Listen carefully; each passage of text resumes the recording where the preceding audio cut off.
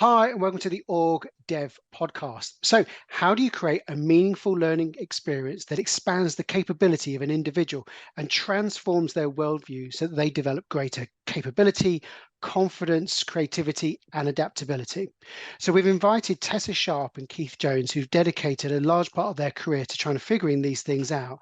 They're two highly experienced learning and organization development practitioners that we've got an enormous amount of respect for. They combined 40 years of experience and worked in 48 countries and worked in businesses, on boards, as directors, partners, and consultants. And they brought that together to co-found Alchemy Worldwide in 2016. They specialize in executive and leadership learning and transformation.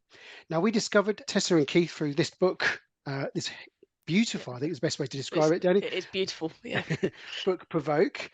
And this is called Provoke, the Art of Transformative Facilitation, which they co-authored. And we'd love to know how you co-author a book, which is great. No, it's a long story. Which we want to find out. No. It was nominated as Best Business Book of the Year, and that's the first facilitation book to ever achieve that title. And this book has the aim of expanding thinking about how to develop business leaders. It's based upon the established principles of psychology, learning, and human transformation. And one of the things they introduce into it is their Transformate model of facilitation, which we'll discover in more detail as well. So we're absolutely delighted to have Tessa and Keith join us today. So in this session, we're going to explore transformative facilitation. Lovely to have you on. Thank you for joining us. Pleasure to be here. Thank you for inviting us. Yes, thank you. Excellent. So we're just going to kick off with a simple question. Just tell us a bit more about what you do, your role in your consultancy. What does that entail? What do you get up to? So Tessa, did you want to kick off? So I am a co-founder of Alchemy Worldwide together with Keith. We wanted to create a business that enabled us to explore and develop our work in transformative facilitation.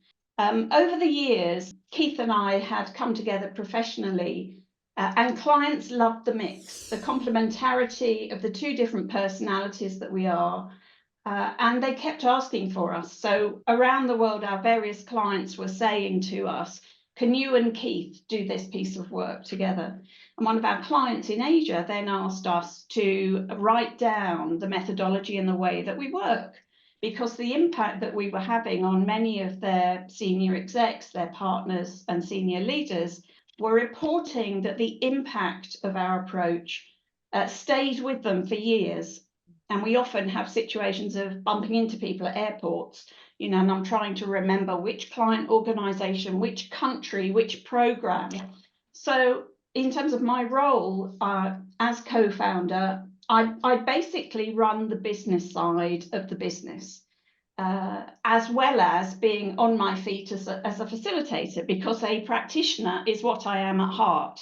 But in a small business, you probably experience this, you have to wear many hats. Absolutely. And so that's what I do. I'm supported by a brilliant freelance team around us. And I would say of the business, and Keith, you may have a different view here, but I would see Keith as the visionary for the business.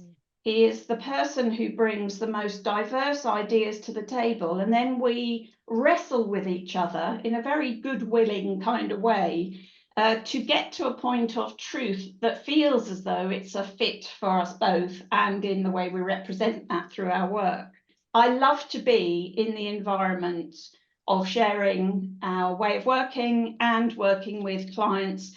Pretty much now it's with senior leaders, excos, and some boards in terms of the dynamic of working to create this transformative experience for individual participants that will stay with them. And that's the key part, I think I would say, from my perspective.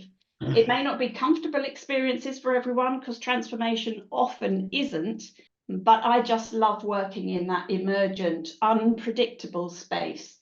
So I would say that's probably my role. Keith, is there anything I've missed off there? No, I think that's pretty clear, actually, Tess. And so I think you've covered it pretty accurately. So you describe what you do as transformative facilitation. Yeah. So there's lots of people who facilitate and would describe Yeah. themselves as facilitators.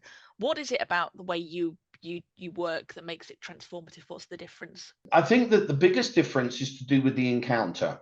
I mean, I think it would be fair to say that a lot of people will say, well, what's the difference between transformation and change? Because these terms are often used interchangeably. What is the difference between transformative facilitation and facilitation? It's actually to do with the quality of the encounter between the facilitator, the delegate, and the group itself. And anybody who has worked in human development will understand exactly what happens when there is a contact boundary, which we would term as a contact boundary.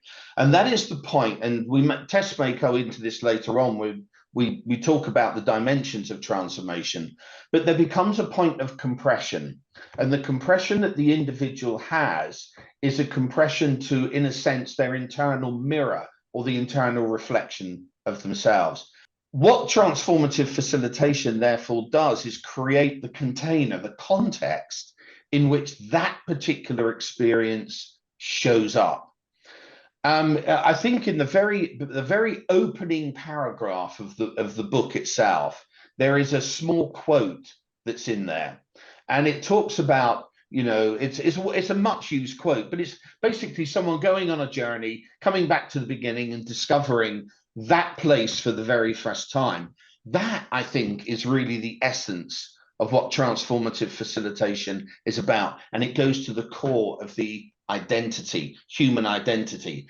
And I guess just for people joining us today, interestingly, when we put a couple of posts out saying we're actually running a podcast with Tessa and Keith, a lot of people just contact us out of the blue and said, "Oh, you're going to really enjoy this." So clearly, who are these people? Even yesterday, someone messaged me to say, "Oh wow, you guys are brilliant." What was your journey into this field? There's lots of interesting experience, isn't there? So Keith, you know, you've actually studied traditional Japanese martial arts, all sorts of different experiences that come together. So much.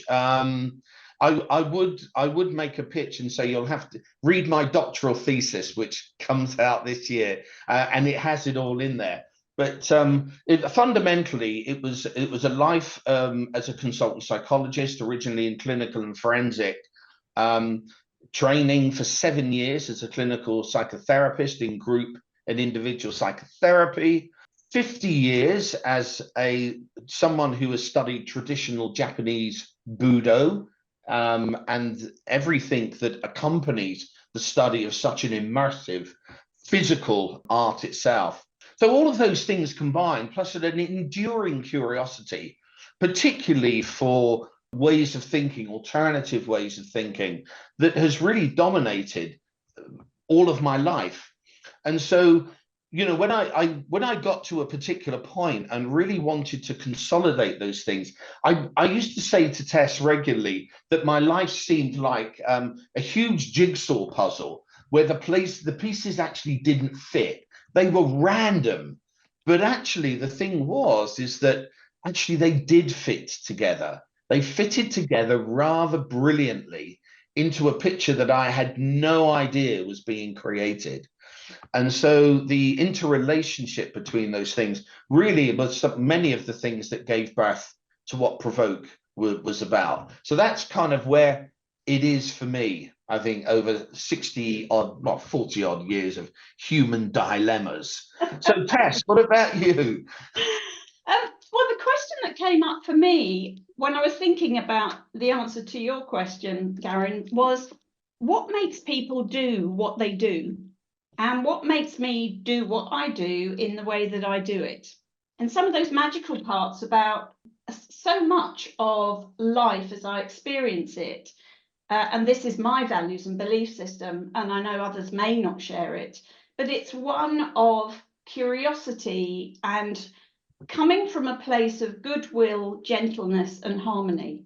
And I don't mean that in any flaky way at all.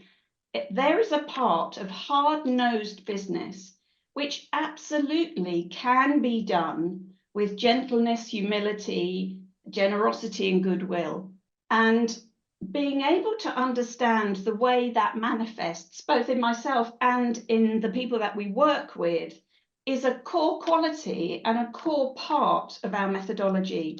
Now, that may not sound different, but in actual fact, what I find is I work with our clients from the very first call or the very first meeting from that position of goodwill and good intent for them as a person, because I recognize that our commissioning clients are not just the role that they do. They're not just the function or the department or the production of performance and work, but they're actually human beings who may suffer some very similar self-doubt and lack of belief and imposter syndrome that are things that I've worked with and experienced right the way through my life. So that's part of, I think, what drives me in this work, and to work with really bright senior people who are, 40 to 60 in age group, from such an enormous range of cultures that we've worked with. It's fascinating because when you're able to, or when you're given permission by your participants as individuals to work with them, to just open up the layers of their belief, their actions, their experience, and they allow themselves to be vulnerable because they trust who they're working with. It is such a magical yet scary place to be. As facilitators, we're often taught that, it's the way that you perform but don't perform, is the quality of the questions that you ask. For me, it's far more about the nature of the relationship that we create together and the intent with which we come to the table. We have a criteria of participant that we love to work with. And we make that explicit when we do the briefing calls for each participant group that we might be working with. And even just that in itself can shift because it creates a context for something different, quite a different type of commercial conversation. So writing a book's no small undertaking. What was the driver behind it? What prompted you to kind of put pen to paper and write Provoke? Yeah, and I guess, just to add to it, this is not like a normal book. Danny and I read a lot of books as part of our sort of professional development, but also because of this as well. This is not like a normal kind of book, though, is it, Danny? It's I've been carrying it around for about a month and a half now. You've got the pocket version, Garen. The pocket. Yeah, the back pocket version. And it's just the way it's designed, it's curated, it's the photographs, it's just, this is a real... It's beautiful. It's a beautiful it's stunning. book. It really is. Yeah. Thank you. It's not something ever going to sort of like just disappear away on your shelf somewhere. This is always going to be some of the central part of your thinking, isn't it? And I think that the in answer to the question about the writing of the book, there were a number of things. There was both the impetus of wanting to codify an idea, to codify a method of working that required both enormous agility from the facilitator, a great breadth in terms of skill and knowledge, and also a huge amount of courage, personal courage, that it takes to actually do this work and to do this work in the right way. Because when you step into that particular space that we talk about, you really don't know what is going to happen. It is not predictable. People are not predictable in some circumstances. So what happened was that we began to develop a particular way of working that clients reflected back to us. And I think really the impetus came from them, that they were saying was so profoundly different to anything that they face with almost every learning and development provider. So it's in no way does it demean what other colleagues do.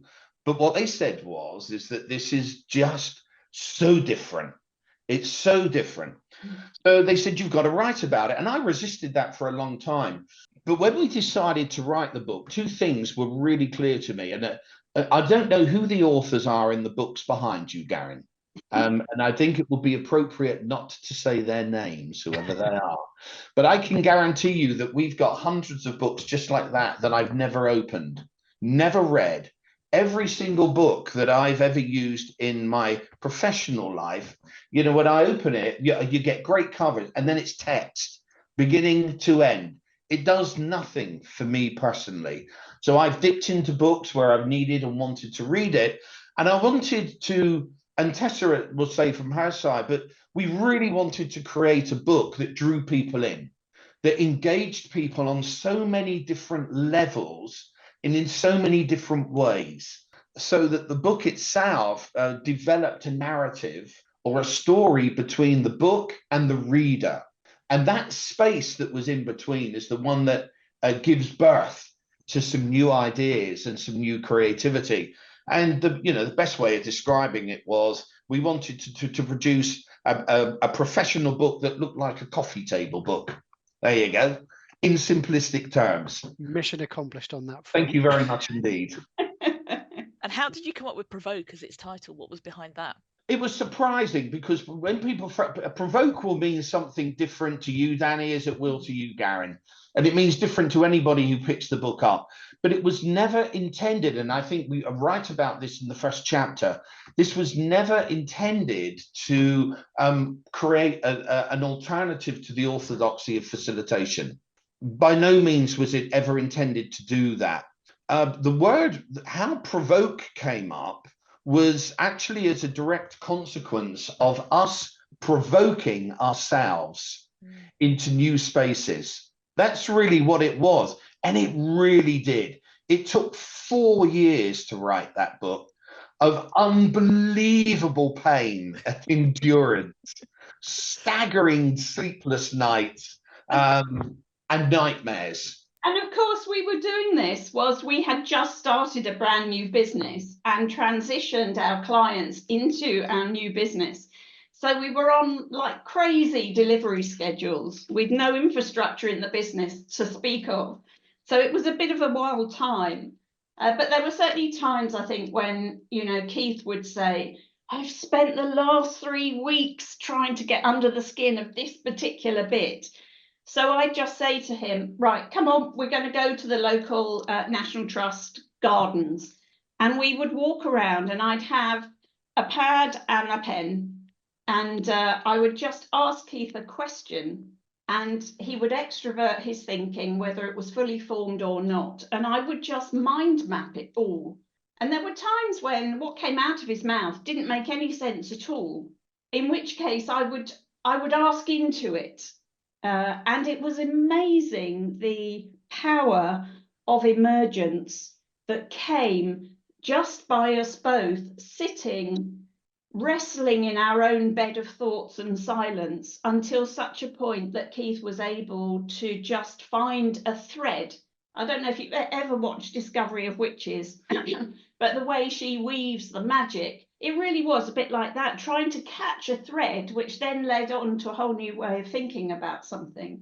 Would that be fair? Yeah, I think you sum it up brilliantly, and I'm glad that you used the imagery of Discovery of Witches. I would like to think to myself as a weaver, I think, at the end of the day. But no, but despite my weaving capability, Tess is absolutely right. One of the things that really surprised me about the writing of the book was that anyone who's written a book will know that there is a space inside from where the book is written.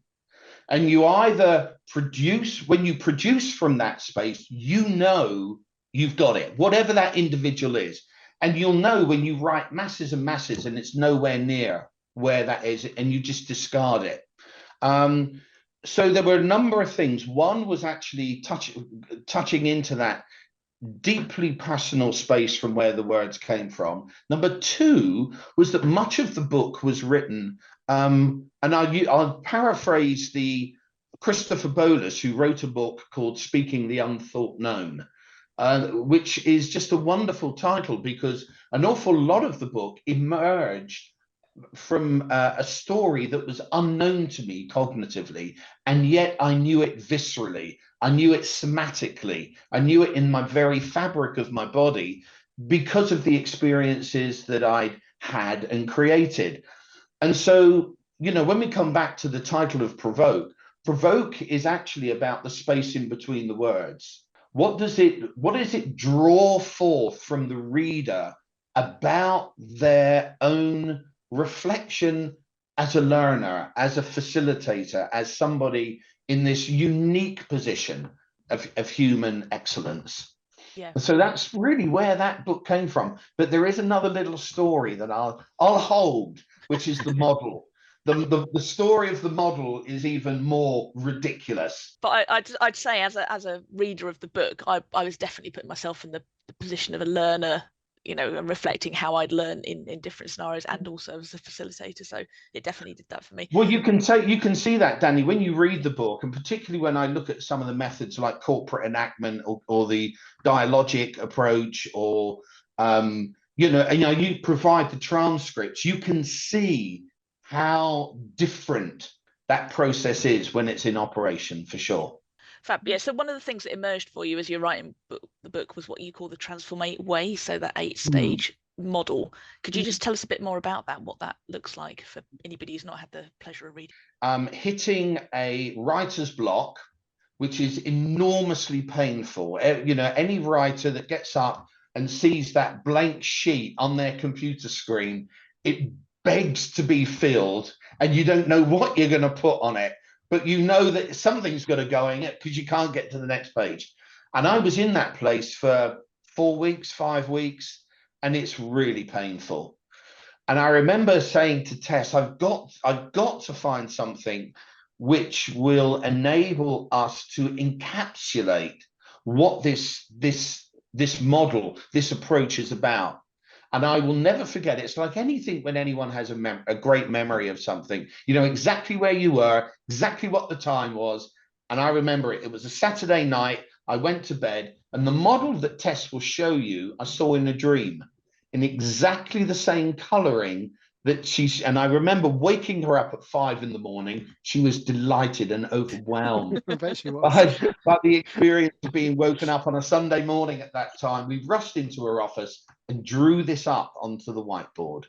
And that is the model that suddenly it was like opening a gate, and then I wrote solidly for weeks, and it all just came out, and that's where it was.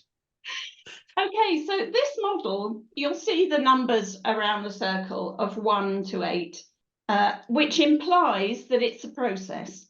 It is partly a process to help the facilitator navigate their way through the process of learning. But also, Keith can talk to the 3-dimensional part in a moment when I show the representation of that graphically. But also, within each one of these dimensions, we can create the most amazing insights and learning. Some of these dimensions kind of speak for themselves, or are part of frequent descriptions of navigating a workshop or something like that. So some of this terminology will be clear.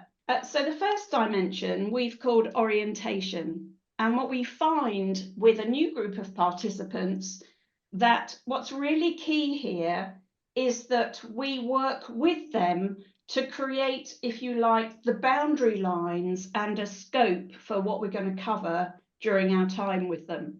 It's a psychological opportunity for them to kind of arrive, and we may make explicit requests around just some basic things like, for example, if we know that the organisation is in stress in some way, then we might ask them just literally to throw down with a pen onto a piece of paper anything that they're bringing in with them.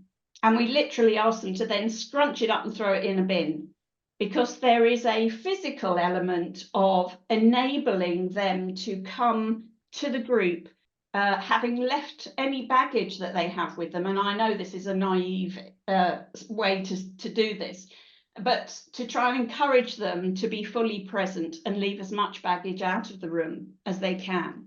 We manage their expectations in that orientation part, which then moves, and these are not necessarily very clear boundary lines between these, because you'll find that some conversation and work we'll do in orientation is covered again in each of the other 7 dimensions.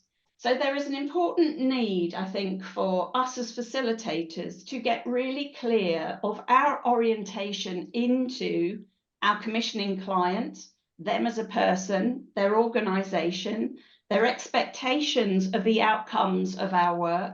Because if we have a client who says, you know, we want to change the behaviour set of our senior leaders so that they all become more agile, and we've got a half day's workshop to do it, you know, we will literally say, you'll waste your money if you only have half a day. And we have done that with clients before. The second part is that contracting part, where we start to manage expectation quite clearly about what they're likely to experience in working with us, that there are times when it may not be comfortable. There could be times when they might want to withdraw because of the tension in the room.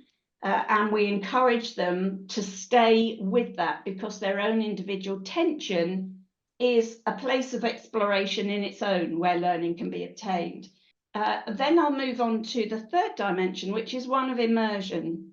And we find this with any group, is we will bring them to the table to share what their experience, their knowledge, their beliefs, their understanding is of certain themes or content that the commissioning client wants to cover.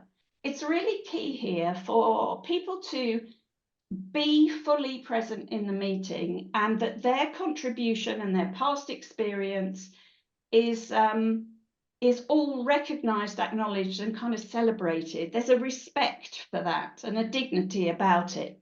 And I think it's really key, because if your commissioning client says, oh, I want to run a session on influencing skills, for example, you know, these guys often are, and gals, are really experienced people.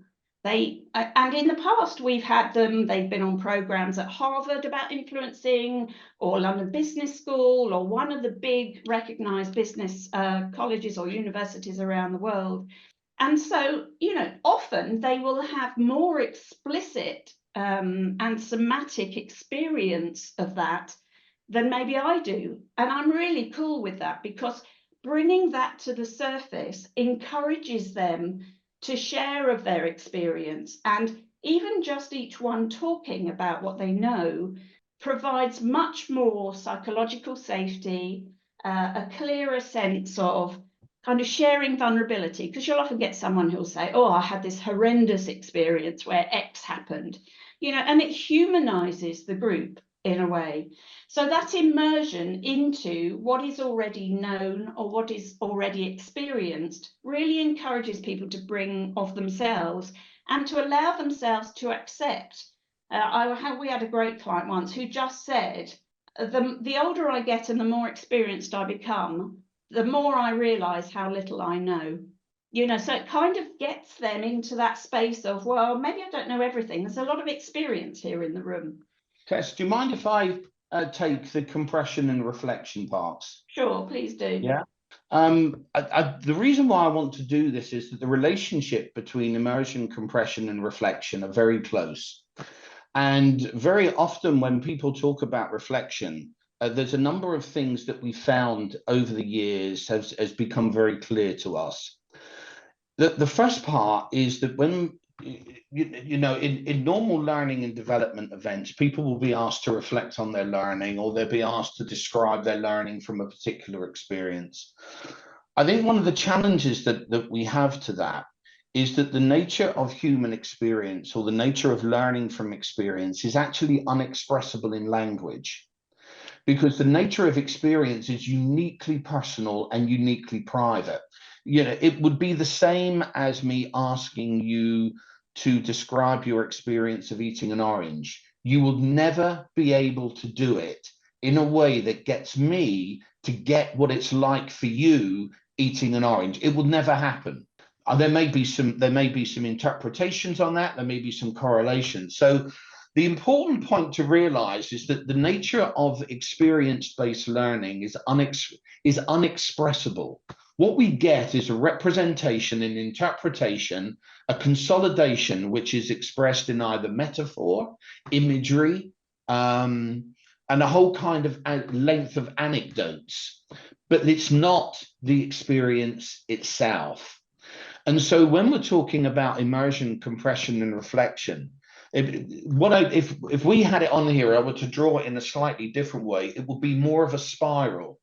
so that the point of closure that an individual comes to at a point of reflection simply becomes another open door to further inquiry.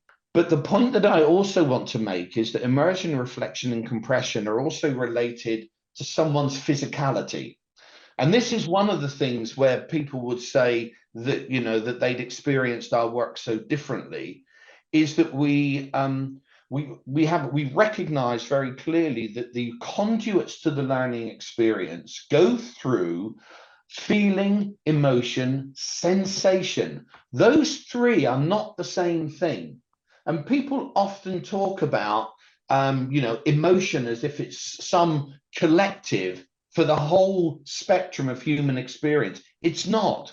There's also the visceral nature of learning, the embodied nature of learning.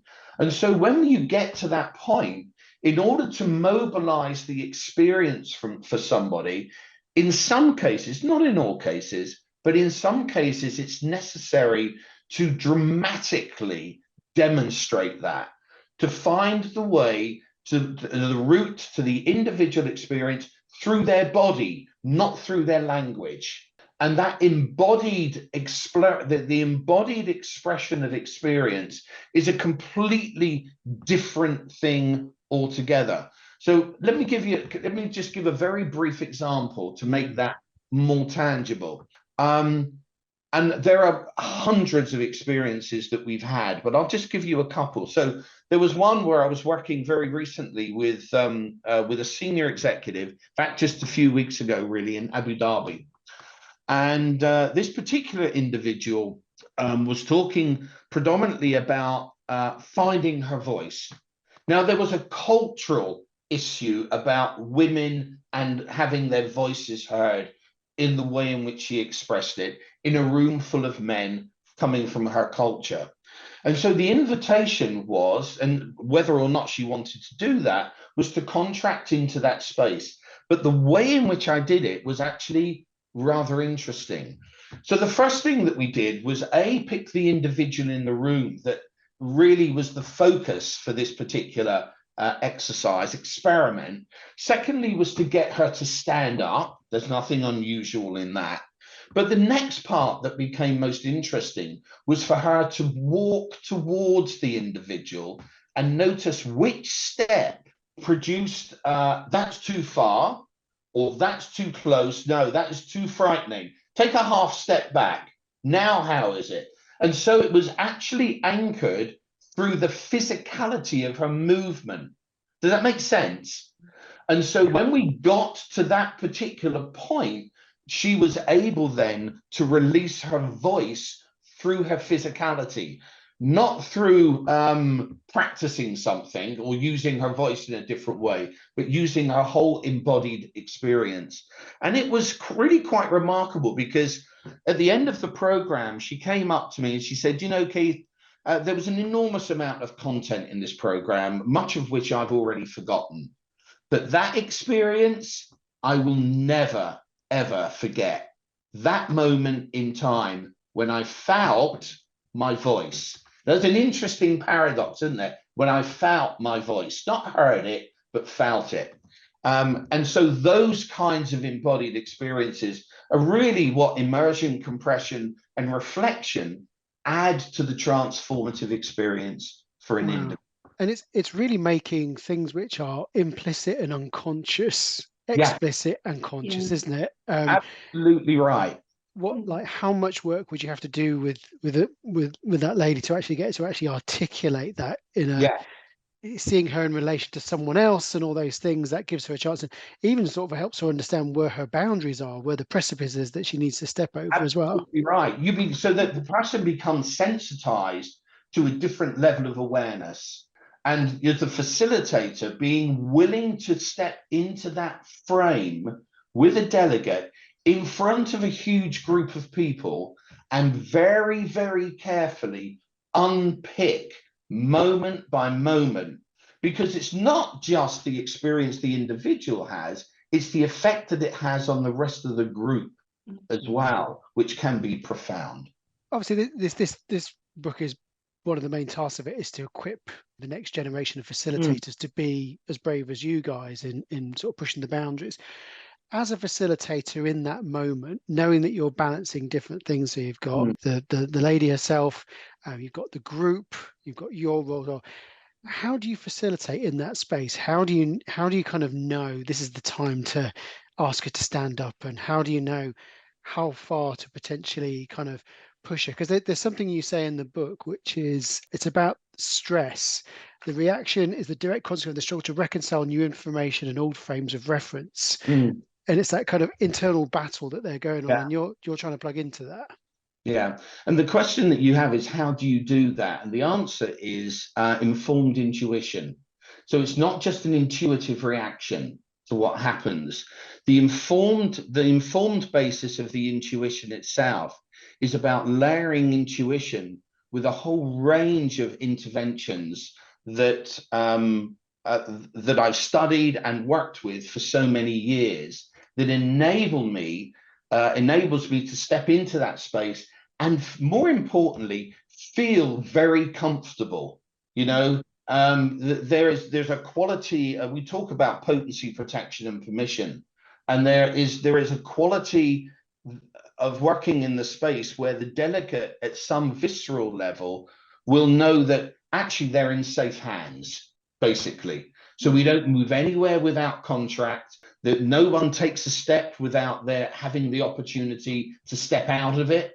So nobody's pushed through the process, but where necessary, I will certainly stand with them. And we have done some incredible things. There are so many stories I could give you, and some really, really weird examples of enormous empowerment.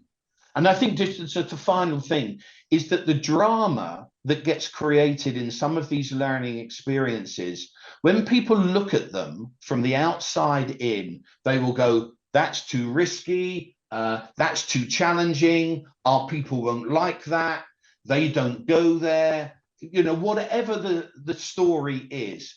But none of those words reflect the internal experience of the person going through it. And when you speak to them, they have a very different narrative. Tess, do you remember that conversation? I was just about to say. That was a classic. That was a classic of that. So we were doing some team development work with a client organisation, and it was a change management. Yeah, it was change management and project management. So we had all the black belts, whatever they are in project management. Six Sigma. Thank you. That one. So we were working with this small group of 8 people in this team, and one of their senior leaders agreed to come in and be interviewed by Keith. And I will always remember it because Keith went into his standard way of interviewing someone at the front of the room, just sat down in 2 chairs together. And there were some really unusual questions in the style of orthodoxy. They were quite unusual. And at the end of it, one of the participants in the group sat back and said, well, I think that was far too personal. I would be really uncomfortable if you asked me those kind of questions. I really didn't think it was appropriate. At which point, Keith turned to the guy that he'd been interviewing and said, can you tell me what your experience of being interviewed by me was like? And this guy went into, it was incredible. He said it was like peeling back the layers of an onion. He said, you helped me access things that I didn't know I knew that inform the way I make decisions or interact in the business. He said, it was brilliant. And I would have it done again any time, because it was so valuable for someone to have the skill to take me into the spaces that I wasn't aware were even there. So it's fascinating. You know, you might have a learning commissioner who is sat at the back of the room and then comes up to you in the coffee break and says, oh, those 3 people over there are not engaged. Well, actually, have you spoken with them? Do you know that for a fact? Or is it just based on your own reference? So we have some interesting conversations, says she, in a very English kind of way, to create as much clarity, orientation, and contracting around assumptions and beliefs that people may hold, where we have the opportunity to check and validate if they're true or not. And that is very much part, and that's, if you like, a compressive intervention that you might make with your commissioning client. So what this framework does is it provides for me as a facilitator a route map that helps me. If I find I'm getting lost, then I start to think about, where is it I need to go? What's the unmet need here that I'm not paying attention to in the group? And I find that these 8 dimensions really, really help. I have so many questions. Then, as you two are the leaders of the podcast, I think you can have the floor. Well, I guess because we want, for the people that are watching this, we want to take them through to the end of the model as well, because I think that gives them a whole picture. I guess just one question that was for me, because you are kind of sort of facilitating the aha moment, which is like potentially breakthrough for people, and that is not always aesthetically pretty, because I think you sort of describe it as destabilizing. It happens in the way it happens, and I guess you're holding that space, creating that safety. And what I really like is the fact that you warm the context. You have to do the orientation, you have to do the contracting, you have to do the measurement, and that then gives you permission. But for the people watching, like you're saying, that destabilizing can be very disturbing for them, because it's disturbing their system as well. Is that the battle that you're sort of constantly having in your own mind? I think it is. I mean, and it's not one that necessarily happens on every occasion. So it's so that in a sense, the dramatic nature of transformative facilitation isn't something that is manufactured just for the sheer drama of the whole thing. It's directly related to what emerges within the field for the delegate themselves. So if we were to take decision, action, and integration, these final parts here, let me just give you a very brief example. I was working with a senior group of investment bankers, all right? And I don't know if you've ever worked with private banking or senior groups of investment bankers, but they come with a particular mindset. And they're very hard edged. They're front office traders, and that's where they live in that particular field. And so the demand of the facilitator to, in the words of the client, to be able to step up or step into their space with them is pretty profound. And so they need someone who is able to do that in a way that is recognized. And so just to show that this particular point, there was one individual who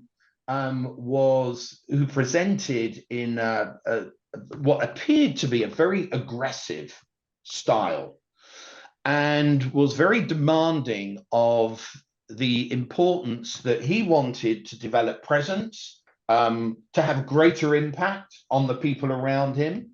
And what was it that I was going to do that was any different from anybody else? It's one of those kinds of situations. This is a rarity, but I'll just say it for as an example. As it emerged through the 5-day program, one of the things that came up with him was just his profound level of procrastination. There was always a reason why action could never be taken. And so when we got to the action phase, and it's pretty important here, and Tess may show the slide later on, that one of the things that we've noticed in our practice of learning is almost the myth of action in learning. And I'll say that, the myth of action in learning. How many learning and development events do you go on where you'll get the end of the program? So what are you going to do different on Monday morning? And then somebody fills out a form, and it never happens. All right. So what behavior are you going to demonstrate? It never happens. And so in this situation, this individual presented for a lot of procrastination about a call that he needed to make. And so the conversation could have gone around, so what is it that you need to have to make the call? What resources do you need? You could have gone in a whole range of different ways. The intervention, however, that was made at that moment, at the point of action, was make the call now, and here is a phone. Now that is compression. So that cuts right through procrastination, right through every excuse and belief system possible, And the experience in the room was tangible. Make the call. And I put the phone in his hand and I said, we will not leave here until the call is made. Wow. I mean, it sounds radical, but he made the call that he'd never made and procrastinated about.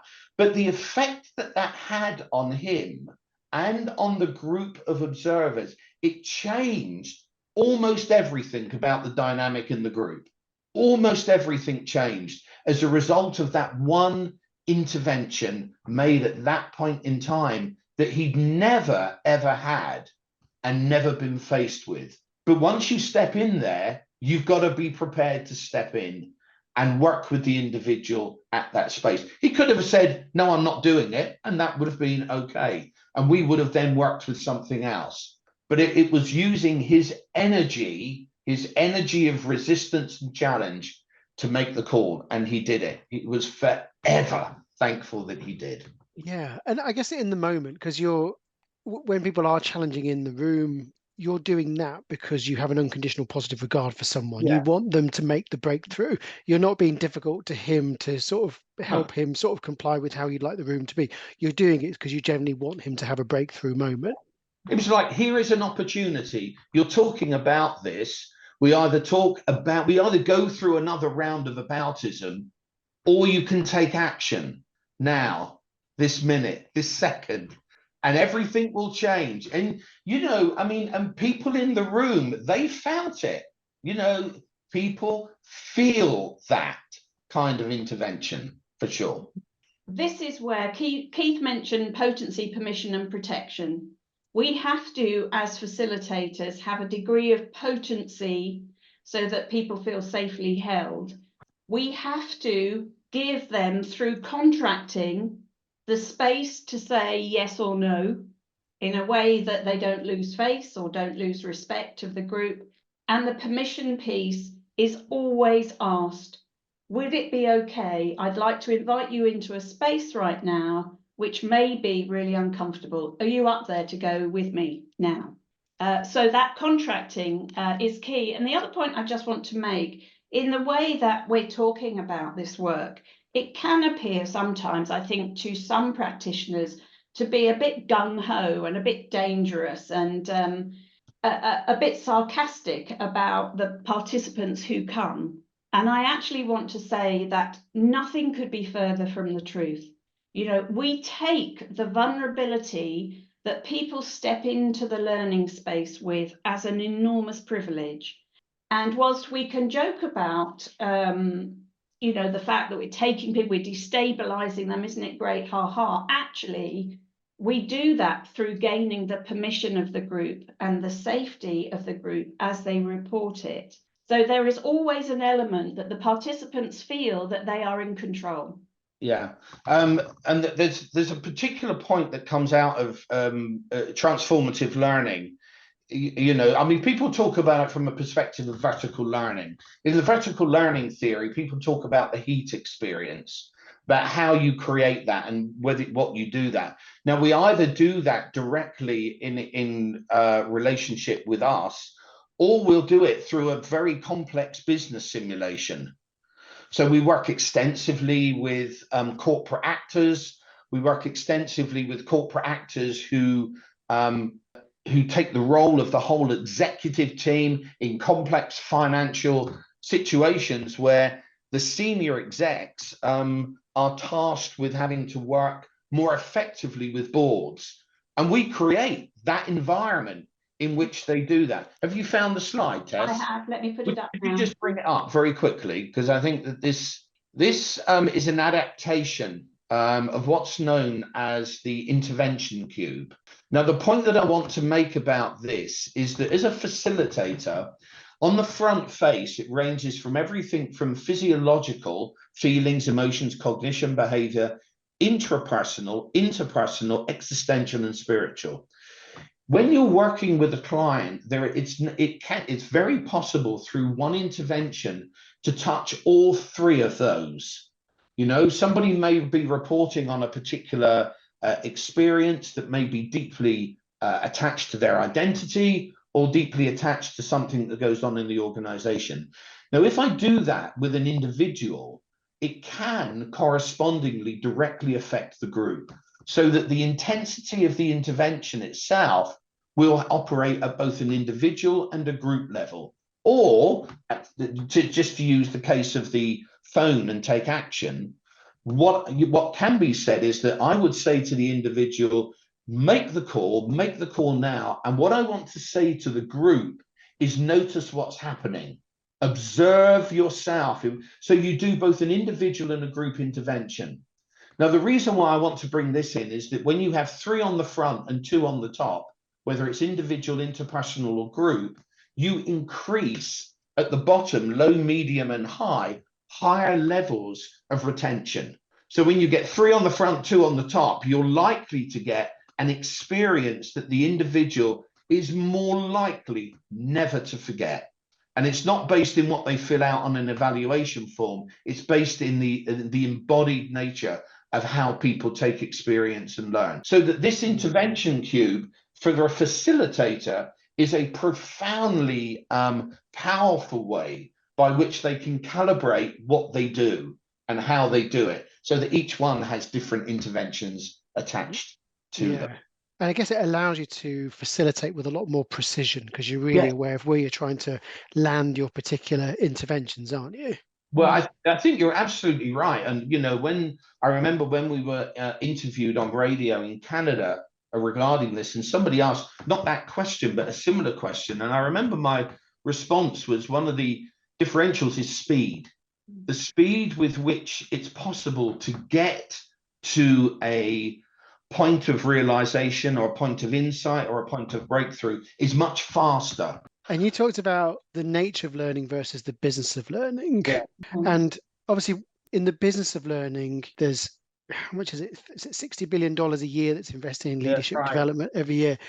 There is a business to it, and a business case has to be presented, and we have to do the dance to get the investment and all that. But obviously Alchemy, transformation, like, how do you measure that? How do you present that business case?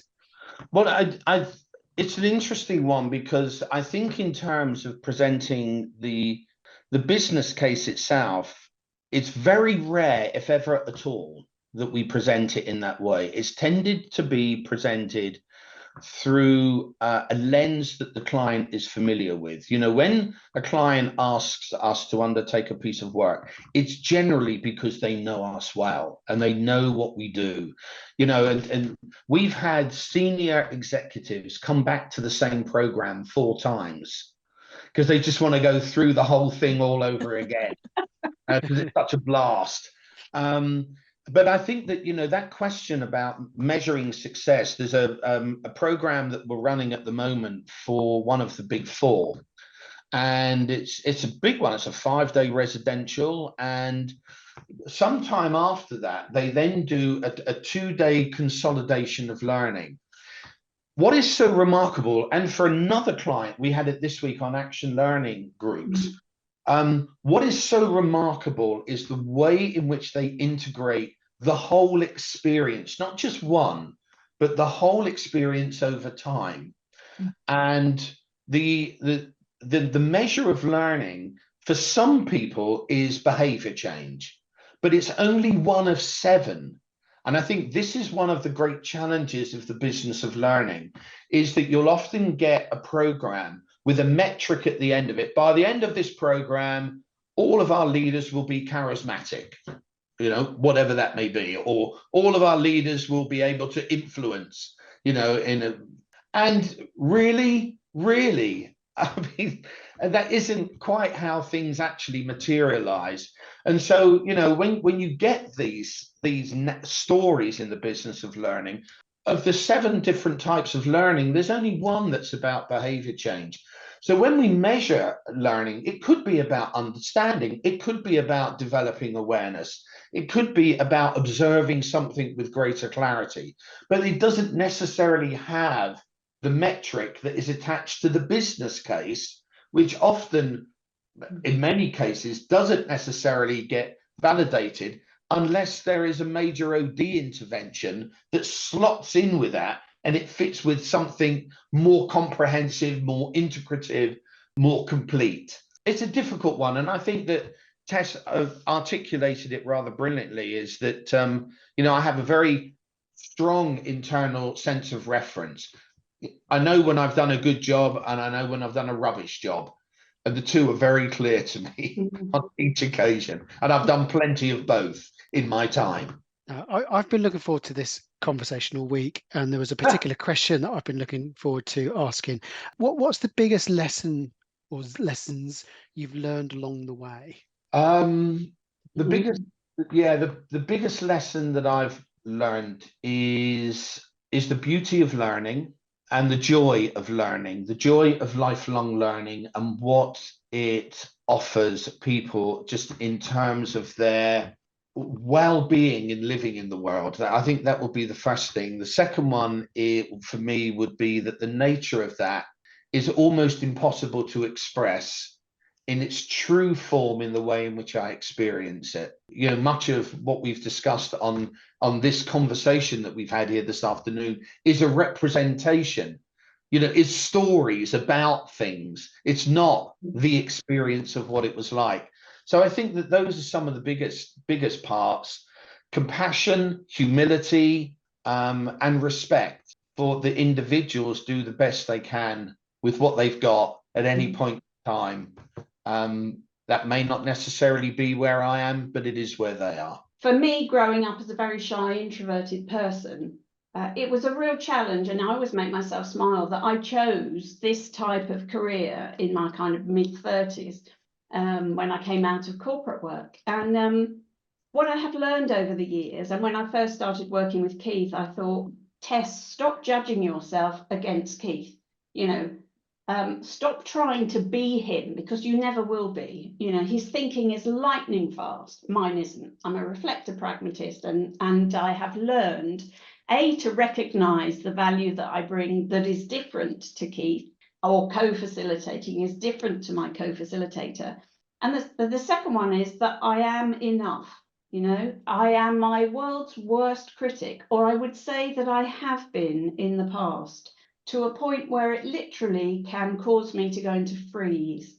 But over the years, I have learned that the way I get myself into the space of facilitation is to go around when people come in, first thing on the first morning, is to go around, shake their hands and say hello and introduce myself.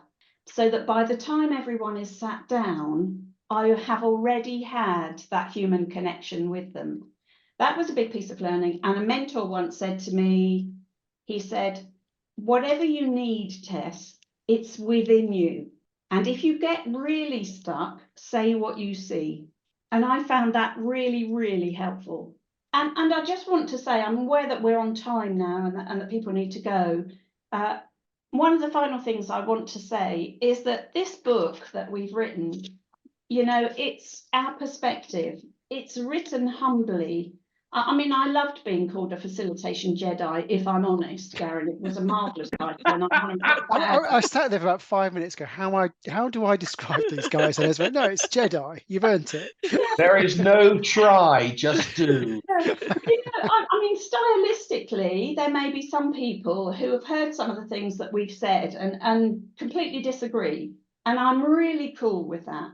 I don't want to in any way demean the different approaches that people bring to facilitation and learning and the different beliefs that they might hold.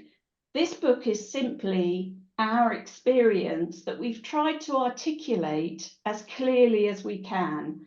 And, with our ongoing work and Keith's doctorate, we are continuing to explore this field of work, which is almost indescribable. And I think that was the biggest challenge that we had in Provoke. There was one lesson I just wanted to pull out this, because there's such an international thread that goes through the whole book. What have you learned? And you've worked in cultures in the Middle East, cultures across Asia Pacific, Americas, Europe. Yeah. What are some of the things you found from working in different cultures, or commonalities you even found? I think the first thing is, having been traveling for 25 years around the world, the first thing is that our similarities are greater than our differences. They really are. And that, you know, asking the question about what is it that you and I share together as somebody from Japan or from Saudi or UAE or Qatar or India is a far richer conversation, and it's surprising what comes out.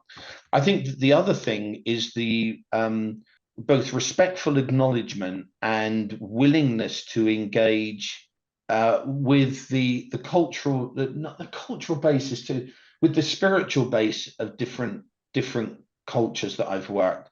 And that's often to do with how well read you are as a facilitator, how willing you are to engage with those things. So, you know, I lead on 5 big projects at the moment across the Middle East.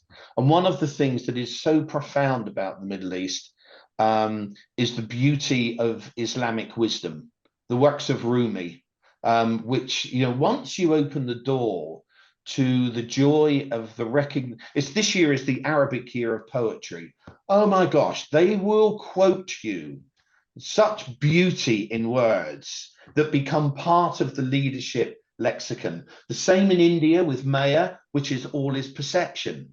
You know, when we're in China, and you know, if you work in leadership in China without an appreciation of Confucianism and the structure of Taoism, and how that infuses Chinese culture as well as Japanese culture, then there's a whole dimension that gets missed out, really.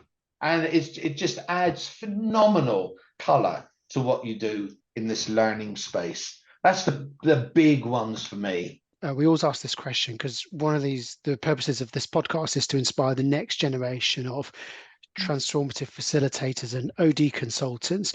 What advice would you give to someone who's starting to take a step into transformative learning approach? You know, where should they start, or what can be some of those things to sort of lessen the learning curve? People who want to come into this space, I'm trying to think, you know, when I came into it, I had left a corporate job. I'd been in the company for 12 years. I did a master's degree, and then I wanted to go freelance to balance work and home. So I contacted a number of learning and development and consulting businesses because I wanted to create more freedom and balance in the way that I worked, and I wanted to travel. So I was quite clear about what I wanted to create, and an opportunity came. You know, am I a believer in the law of attraction? I'm not sure, but I had really quite a clear view of the kind of life I wanted.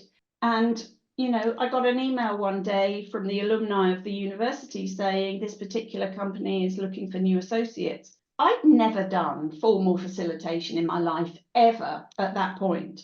You know, I'd been a departmental manager, and okay, there's a bit of facilitation in that, but I didn't know the first thing about it. And a master's degree helped a bit, but I didn't understand what I'd learned at that point. I hadn't integrated it. So I would just encourage people to look for any opportunity to be able to work with another facilitator and to explore their own potency through that work. And it doesn't matter whether it's, you know, going to volunteer at a community centre or take a seat on, you know, a sports club board or something like that. It's amazing how you can get experience from facilitating people's questions. Great programs, NTL, Organisation Development Programme, comes from the US, but there is a fantastic group in the UK who run it. The IAF, the International Association of Facilitators, the CIPD, of course, and things like coaching development work. That also gives you a different way of facilitating people's learning. I think very briefly, in answer to your question about how somebody would start on this, would be the very first thing is to go within, to really reflect on what it is that you are able to bring, and the use of self. The use of self in the activity of transformative facilitation is paramount. It's the greatest tool, it's the biggest tool, and your willingness to expand your own personal zone of proximal development internally, it is without doubt will always sustain you through the peaks and troughs of transformative, facilitation. It is by no means binary, and it is certainly not a level experience, for sure. We want to just say a huge thanks, Tessa and Keith, for such a brilliant conversation. You've kind of used the word joy, the joy of learning. But I think what really is great about this conversation is the fact that you just bring so much joy about the whole experience, and something that is so profound and so important to people, but you weave joy through it as well. I guess some of the things I'm sort of taking away, and Danny, feel free to add your bits as well. So just the importance of getting people into the room in the right way, so that they presented themselves. So taking the time to do it, not rushing it, no matter how much pressure the client may put on you, but making sure that they present the importance of potency, permission, and protection. Have I got your 3 P's right there? How we use compression, understanding that difference experience in people. So people in the same room can be having a profoundly different experience. We love your healthy skepticism of the business of learning. And sometimes we have to engage with it, but always have a skepticism about it. And there's just things that can't be described in words. And how do you find a way to facilitate that brings it out? And then finally, like a thread that's gone through all the conversations, but really has stood out here, is that use of self. So really reflecting on who you are and what you bring, and appreciating the strengths that you bring as well. So loads of things for me, Danny. Yeah, and for me, I think it was just that framework's really helpful, but it's not linear, and remembering that, and particularly I think that you made it a really strong point that contracting happens throughout, and you're asking permission and checking in with somebody all the way through. So remembering that. Brilliant. Thank you so much. Thank you so much for inviting us, and to our good friend Steve for recommending us. You wait till I see him. Thank you so much.